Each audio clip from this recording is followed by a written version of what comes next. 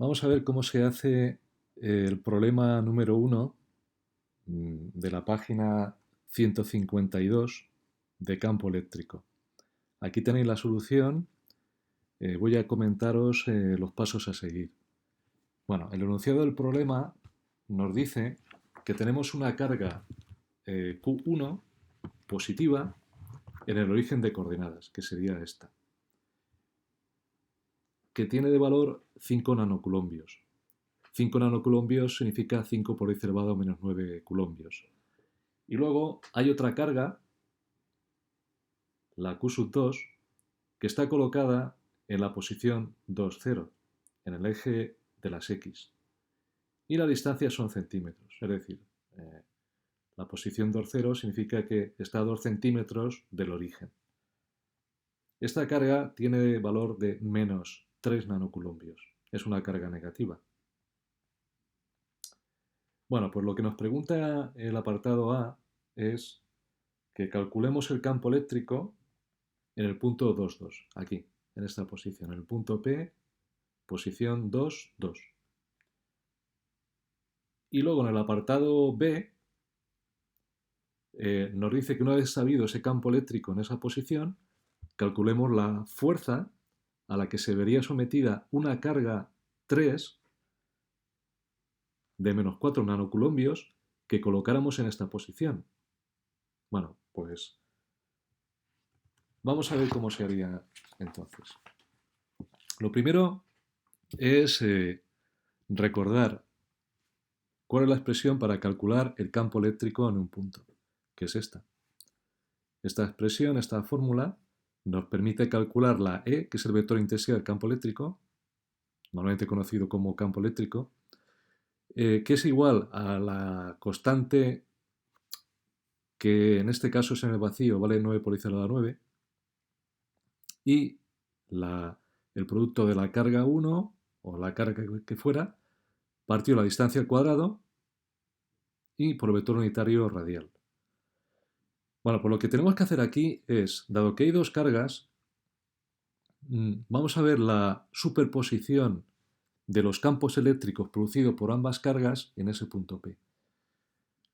Recordemos, antes de nada, cuáles serían los posibles vectores que nos aparecerían. Los vectores que aparecerían debido a esas cargas de campo eléctrico.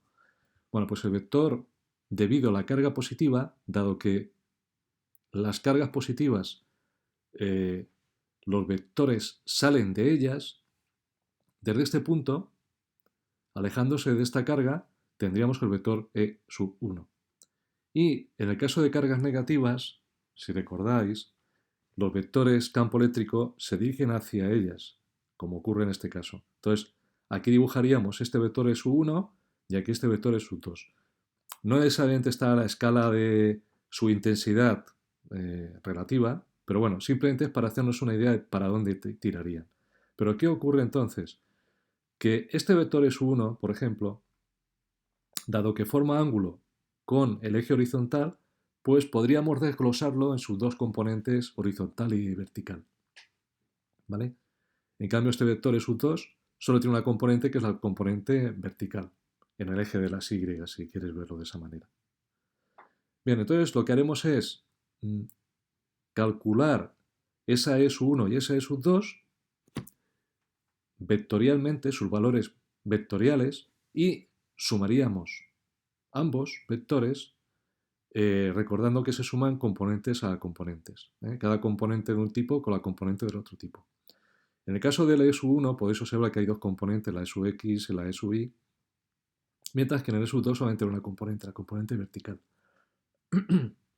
Bien, entonces, recordemos que una de las principales dificultades de este tipo de ejercicios es el cálculo de vector unitario, el vector unitario radial. Para ello, para hacer ese cálculo, se puede hacer de dos maneras, básicamente. Ese vector es un vector de módulo 1, por eso se llama vector unitario, y una de las opciones es calcularlo si conocemos el ángulo que forma el vector radial con el primer cuadrante. Entonces aquí sí que tenemos ese ángulo. Ese ángulo alfa, si observáis, correspondería al ángulo que forma la división de este cuadrado en dos zonas. Esta sería la diagonal del cuadrado. Y como es un cuadrado de aquí distancia 2 y aquí distancia 2, ¿vale? No es un rectángulo, sino que es un cuadrado, pues sabemos entonces que este ángulo va a ser 45 grados. Y por tanto, el vector unitario pues sería el coseno de alfa por i más seno de alfa por j. ¿Vale? Ese vector unitario es 1, podemos fácilmente calcularlo tal y como os expliqué en su día. La k vale 9 por 10 a la 9, el valor de la carga 1 en nanoculombios eran 5 nanoculombios positiva, entonces 5 por 10 a la menos 9 culombios. Y la distancia que hay de aquí a aquí, eso se puede obtener por el teorema de Pitágoras.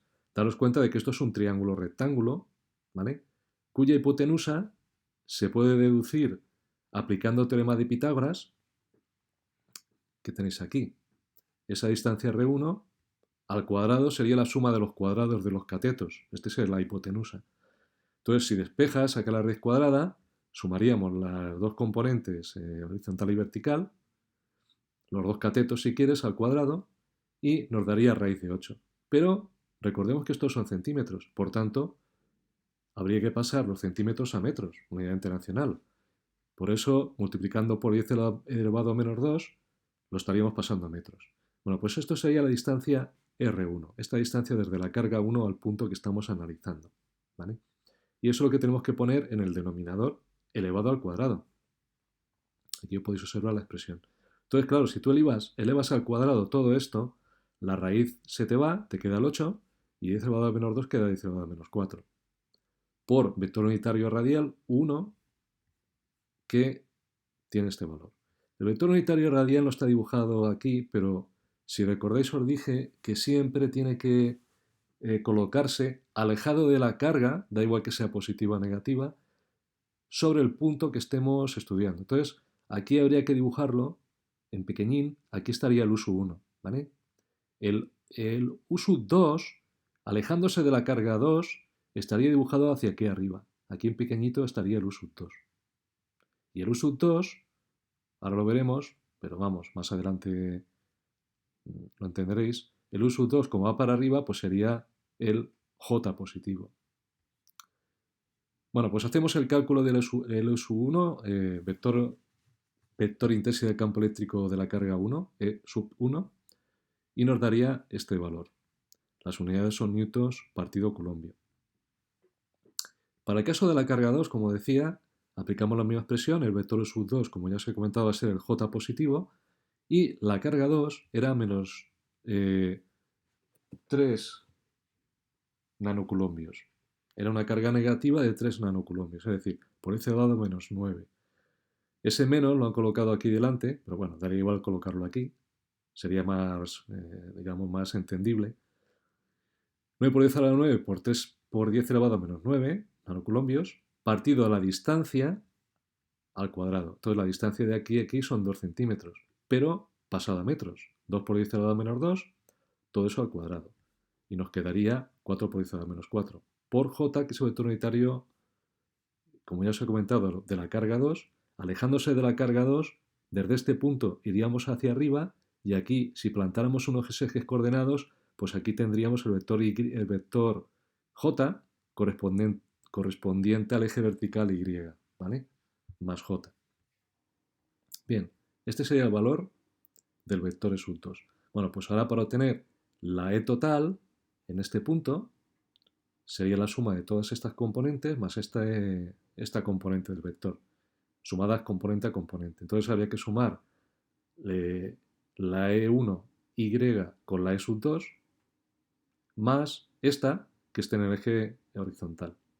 Este tendría componente I latina y lo que salga de aquí tendría componente J, positiva o negativa, depende quién gane de estos dos vectores. Entonces, si hacemos esa suma, este no tiene contrapartida, entonces quedaría igual, 4 por I a 4 por I, pero el vector de componente vertical aquí nos daría 4 por I a 4 y este es menos 6,7, entonces al sumarlo va a ganar este, va a quedar menos 2,7 por 10 a la 4 J.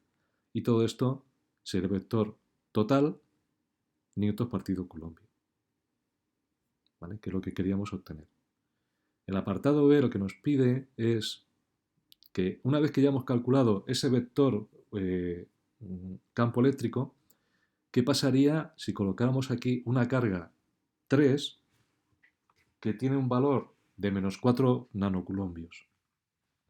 Bueno, pues simplemente es aplicar la expresión fuerza es igual a carga por campo eléctrico, la carga 3 menos 4 nanocoulombios por campo eléctrico, todo este vector, y lo que nos dé serían newtons.